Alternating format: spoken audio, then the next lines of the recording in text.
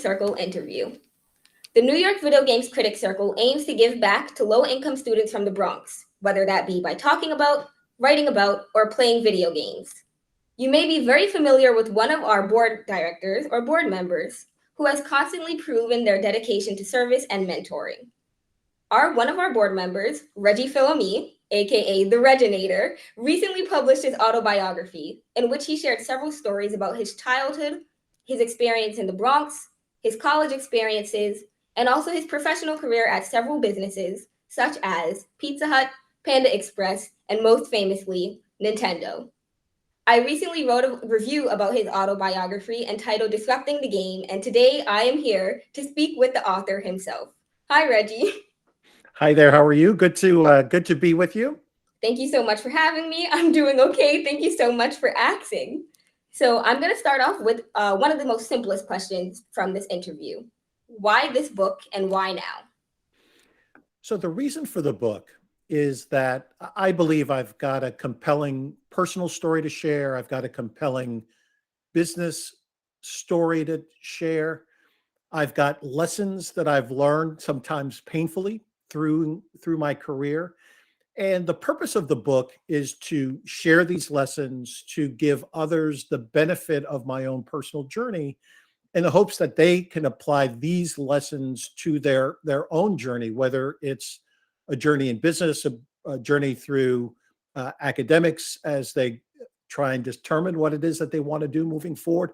Whatever it is that they want to do, I'm hopeful and optimistic that the lessons I can share will be beneficial. And gosh knows we need that next generation of key leaders to help us, given quite the challenging times we're in. Absolutely. Now, I know that there were some readers who were really interested in hearing about your time at Nintendo. However, I really enjoyed also hearing about your time at Pizza Hut, your time at Cornell, and also just stories from your childhood. When crafting your book, how did you decide which stories to tell and which order you were going to present them in? So I actually started backwards in thinking through the book, meaning I wanted to focus on key lessons I wanted to share. And once I determined those key lessons, then I determined what would be the best stories to share to highlight those lessons. So that's what drove the overall construct of the book and how I focused on the stories that I did. In terms of the sequence, my belief was that I needed to pull in the either listener, if they're listening to the audiobook, or the reader, I needed to pull them in right at the very start with a compelling story. And that's why I started with my journey to Kyoto to attend Satoru Iwata's funeral, because certainly for me, it was a critical point in my both business and professional journey. And starting there, I think sets up the book. It sets up my thought process around retiring, and it sets up really the overall arc of the story. So that's why I decided to start the book there. I think that putting your story about your journey to Kyoto, at the very beginning of the book, was a very smart decision. So I'm glad that you spoke about that a little bit. Another thing that really surprised me when I read the book is that I was hungry. I really wanted pizza after reading about your time at Pizza Hut. So I want to know, do you still go to Pizza Hut and Panda Express to eat and check out the management and marketing? And what are your thoughts about them as they are today? Sure. So I ironically, I still do visit both enterprises. I have to say, I do eat less pizza and less Chinese food today than I did back then. Part of it is age and just maybe being a little bit more mindful of my overall health. But I still enjoy pizza. I still enjoy Panda. I certainly look at their operations when I visit. I look at how quickly people are being served. If I order pizza for delivery, I'm sensitive to how long it's going to take for the pizza to come to me. So I certainly do put on both my former executive hat as well as my consumer hat in evaluating the businesses. Both have continued to do quite well out in the marketplace. But yeah, I still frequent them, just like, I've made cookies and pies recently with Crisco shortening. So that, that part of my history is also alive and well. Thank you for sharing. On that note, some of the critiques I've seen for disrupting the game is that you didn't start discussing your Nintendo days until the second half of the book. And it's a bit ironic that I'm not bringing up the Nintendo days until a bit further into this interview. Now, this may have been a concern to Nintendo fans, but I think it's really valuable for you to share your full story and let people know who Reggie Fils-Aimé is outside of this company. So Well, I guess my question, I'm so sorry. If you had a comment, you can go first. No, go ahead, please. Okay, my question for you is, now that you've retired from the company, what are some other legacies about yourself that you hope to create? Sure. Well, let me first start with a comment on, my decision really to have the book, only, be represented about half by my time at Nintendo. And it really was a thoughtful decision in wanting to share a broad range of different lessons, a broad range of different experiences, again, that I hope anyone can pick up the book and enjoy. So just as a small example, highlighting my personal journey as a first generation American, highlighting my journey as the first in my immediate family to graduate from a US university, how I had to be thoughtful in deciding where I would apply, how I would fund my education. These are critical decisions that young people are dealing with today. And I wanted to touch on these because, it is such an important topic. And I do believe that young people need to have alternatives and other points of view as they try and navigate that part of their life. Uh, in terms of Nintendo and the stories that I focused on and my time at the company, again, I wanted to share key lessons and do it in a way that brought the reader into the room and gave them the benefit of the experience that I went through. And here I'll use the example of the first time I saw what would become the Nintendo DS. And I'm in a conference room in Kyoto, Japan, with engineers and product based developers for Nintendo, seeing the two screens and the open circuitry of the Nintendo DS. And as an executive, I was immediately asked to make comments and to give perspective. That's real world experience. If you're going to be in a situation of authority, you need to be ready to make comments and to be thoughtful. Um, I just so happened to make some smart comments and to do so exactly as Shigeru Miyamoto walked into the room, and I think that gave me that gave me some credibility with Mr. Miyamoto, and credibility that I was able to leverage and to enjoy throughout my time at Nintendo. So, the focus on a handful of key stories, both stories where things worked in the marketplace, stories where things didn't work in the marketplace. I thought it was important to have that entire canvas be shown from my time at Nintendo.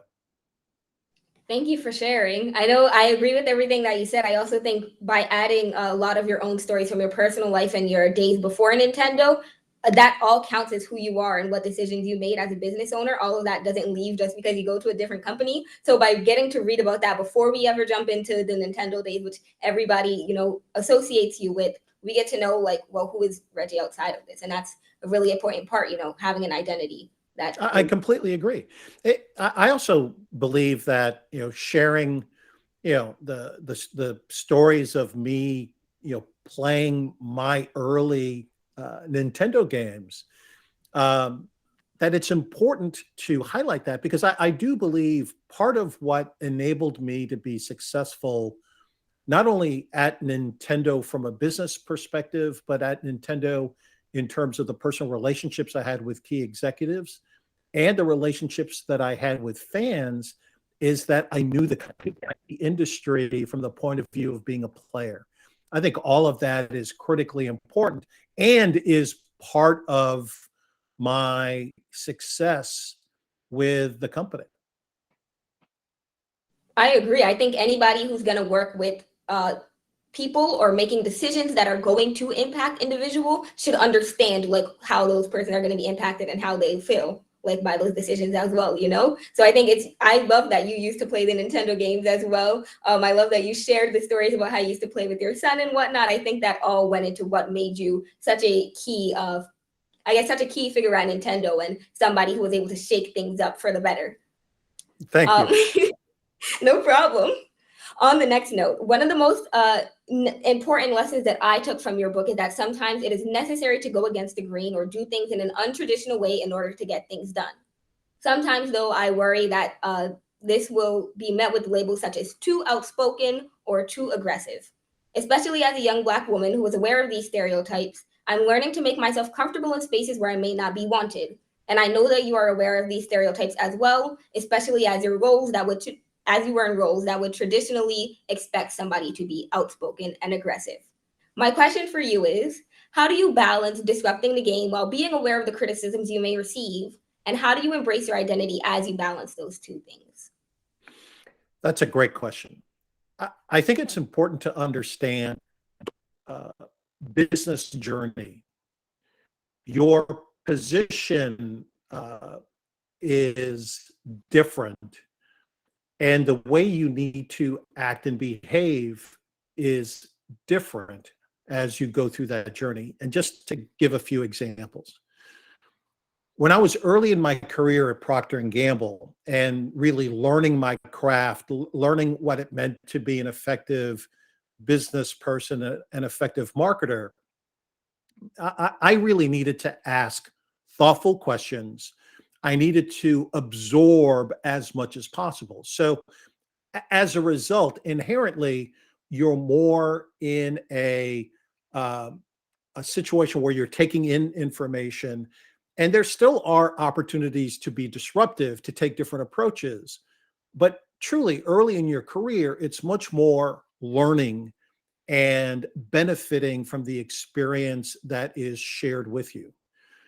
When you start to transition to a position of authority, that's when you're the one pushing ideas. And that's where you do need to be thoughtful in how you're being perceived. Are you being perceived as someone who is credible? Are you being perceived as someone who is bringing forward good ideas? Are your ideas working in the marketplace? The more your ideas work in the marketplace, the more credibility you get. And so it becomes a bit of a self-fulfilling prophecy that because your ideas have worked, you're trusted more to bring in even more non-traditional ideas into the marketplace. When you become more senior in your role, now you're judging other people's ideas, other people's initiatives. You're back in a situation where you're asking probing questions. You're looking to better understand the ideas that people are bringing to you, excuse me. I also found, and this was advice that Satoru Iwata shared with me, I found that if I was too quick to provide a point of view, it would literally short circuit the meeting. It would, people would align with what it was I was trying to do, and we may not get the full benefit of all the different perspectives in the room. So I learned to be last in putting a point of view forward. I made sure that I heard from everyone else in the room. So, to your question, how do you manage, who you are? For me, a Black man, aggressive in his thinking, competitive, always wanting to win.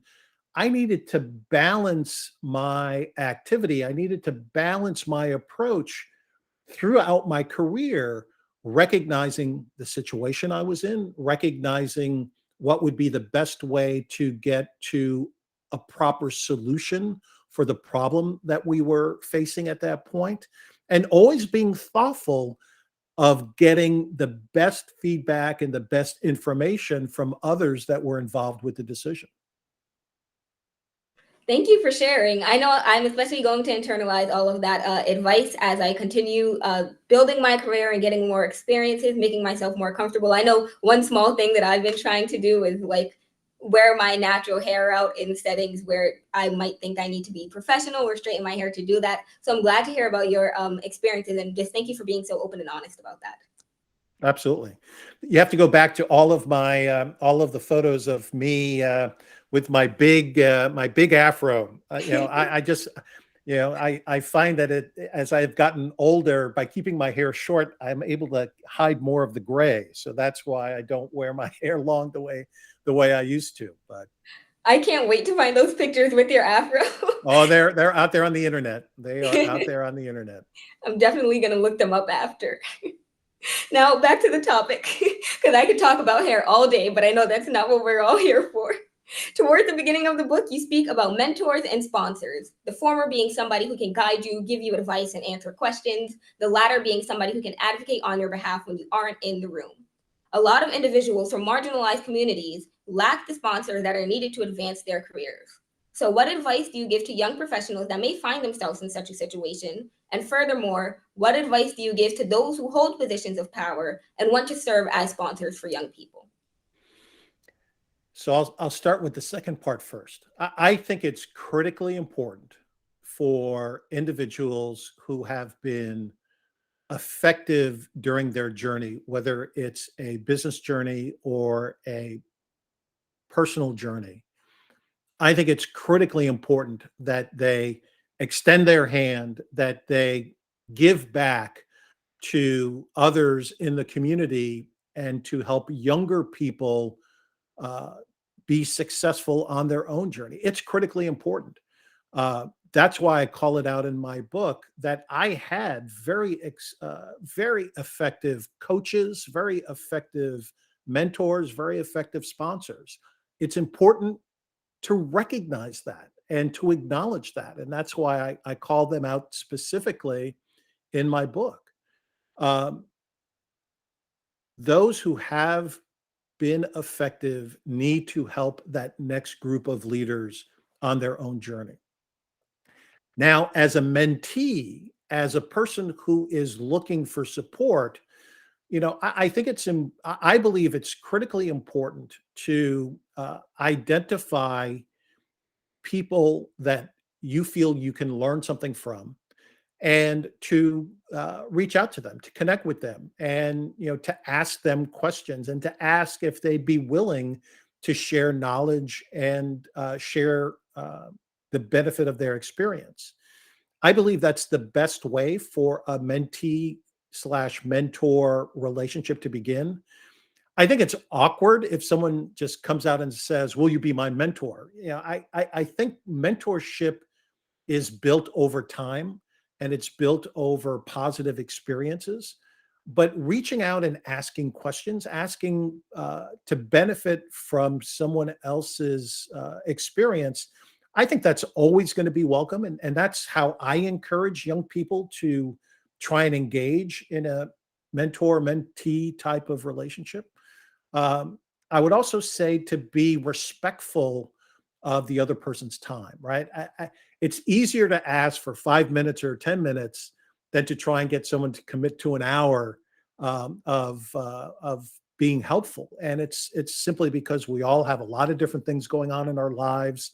And so be thoughtful and be respectful of the time that you're asking someone to invest in your own personal growth. But those opportunities are there. And I really do encourage young people to seek out those that they believe can help them on their own personal journey. I agree, especially on the young professional side of things. I know it's a little bit scary to ask somebody like, "Hey, can I get some advice from you?" Or I look up to you as a professional and somebody whose position I hope to be in one day. And I just have some questions. But as you said in your book, some of the best mentorships are not assigned, but you have to go out and look for them yourself. So as I continue on this college career, I will remind myself, if I feel inspired and feel like I want to learn something from somebody, put myself out there. The worst thing they can say is no, right? Oh, exactly. And I also find it's easy to do over a meal or over a Mhm. coffee, right? We all have to eat lunch.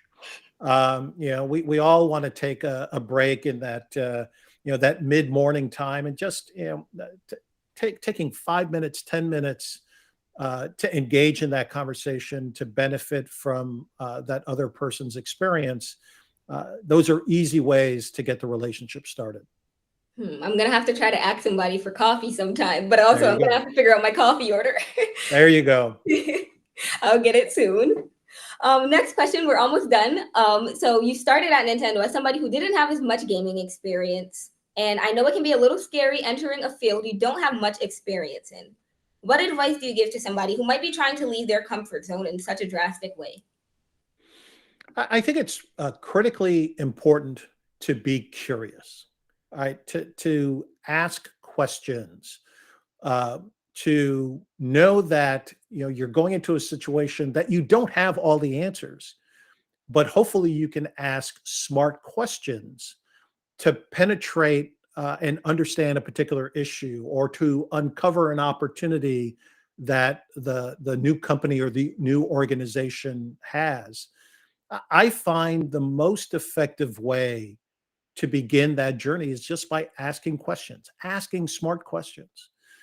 The other piece of advice I would share is to be lateral in your thinking. And what I mean by that is, we're all consumers of content, consumers of information. Look for ways to apply something that you see in one industry to the situation in your current industry. So whether it's consumer trends, whether it's changes in behavior, changing in spending patterns, whatever it may be, think laterally, think across different industries, and see if those connections make sense.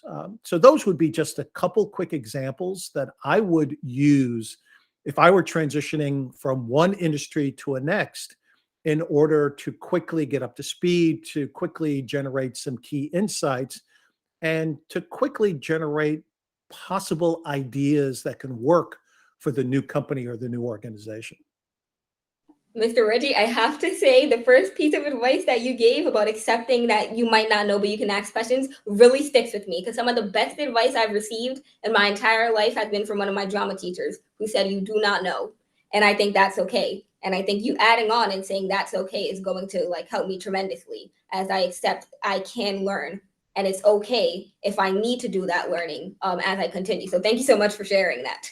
Absolutely. Fundamentally, we're all learners, right? And Mhm. and we're all on our learning journey, and just recognizing that you don't have all the answers and it's Mhm. okay to ask questions, I think is just so powerful.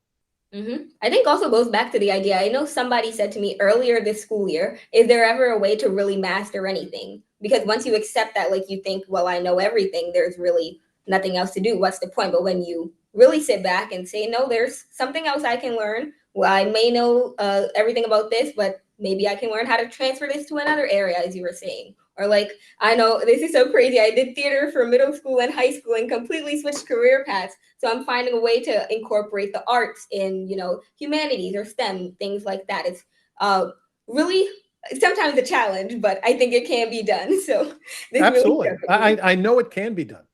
hmm So next question, speaking about your time as one of the board members on this circle, you joined when you retired to help give back to the community.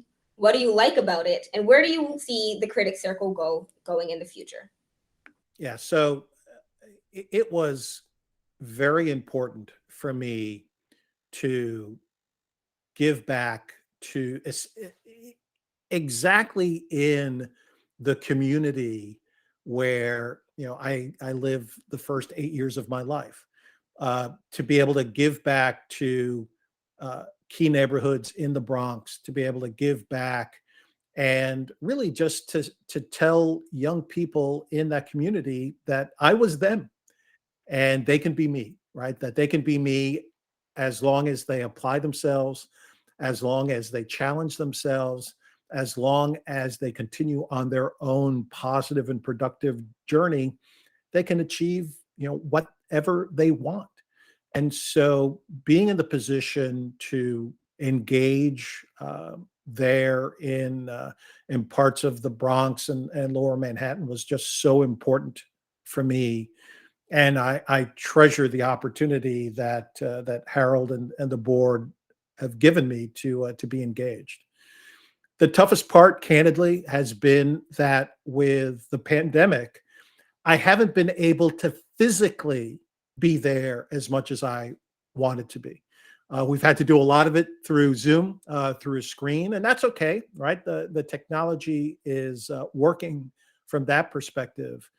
But I get so much personal energy by being in the same room with our young mentees, by reinforcing the key messages, by having those small conversations, those intimate conversations. That's something that I have absolutely missed, and I certainly look forward to spending more and more time there in New York City, more and more time physically being able to mentor the young people that we engage with.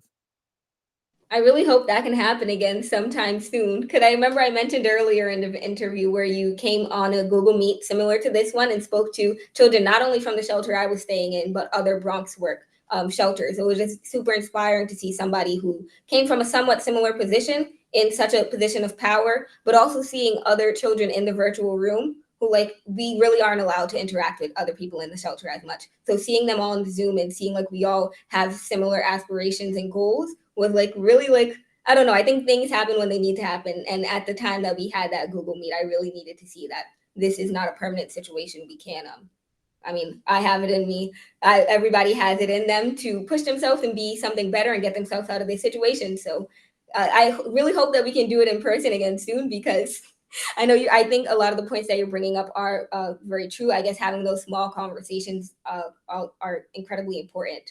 Um, but thank you so much for sharing. My last question is more related to the reason why we're here, the book.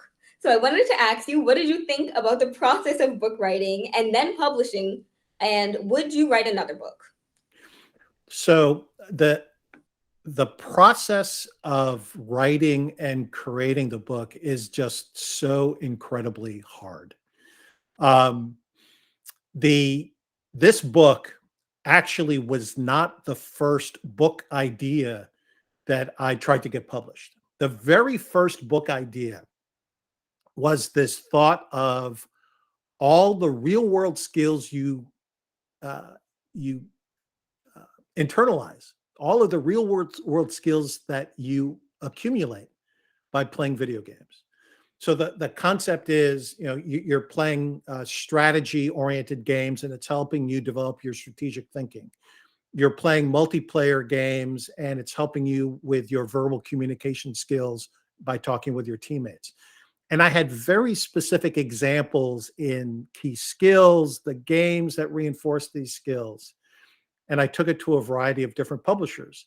And each one said, Reggie, that's a nice speech idea, but it's not a great book idea. So, that book, maybe it'll get created, maybe not, but certainly they were not very excited about it. So this business memoir was the second idea that I pitched. And again, this thought of not only having it be my life's arc, but the business arc, and telling the key lessons. And even within that book, I had to push hard to include these so what sections, which were just so important for me to get on paper and to share. Because I think that's where, the meat of the book and really the key takeaways of the book reside. Do I believe that I could write another book? It would need to be the right topic. It would need to be the right time. COVID and the inability to travel, really being in my home 24/7 for all those months, it actually created the opportunity for me to get up every morning and to write and to edit. And so, maybe that was a positive aspect from the pandemic. But it is an incredibly difficult process to get the words on paper, to edit them. Even now, the process, once the book is out all of the publicity and all of the marketing and all of the activity, it is a tremendous amount of work. It's been incredibly fulfilling. The fact that I can now call myself a best-selling author. I made the top 10 Wall Street Journal business book list in the first week of launch. I mean, that is all incredibly meaningful, just like the messages that I'm receiving on social media, all of the positive commentary. But it's been an incredible amount of work. Well, I'm glad to hear that it was so well received. Thank you again for sharing all of your advice and wisdom, Mr. Reggie. Thank you so much for sitting down with me. This is another Critic Circle interview with Reggie Fils-Aimé. Thank you all for watching.